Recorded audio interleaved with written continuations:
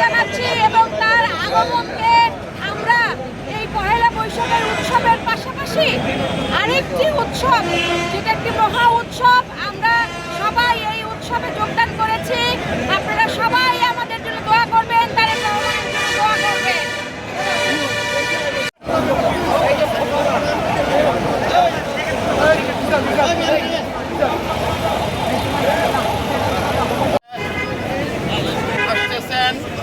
গাজীপুর হয়ে টাঙ্গাইলের উদ্দেশ্যে তিনি হলেন শহীদ রাষ্ট্রপতি জিয়াউর রহমানের সন্তান। তিনি হলেন দেশমাতা বেগম মরহুমা বেগম খালেদা জিয়ার সন্তান। তিনি আমাদের বর্তমান মাননীয় প্রধানমন্ত্রী।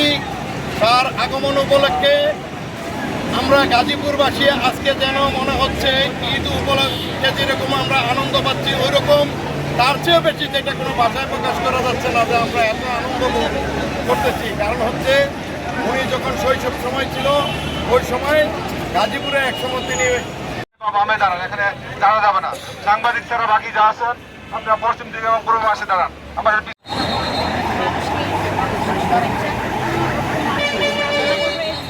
আজকে আমাদের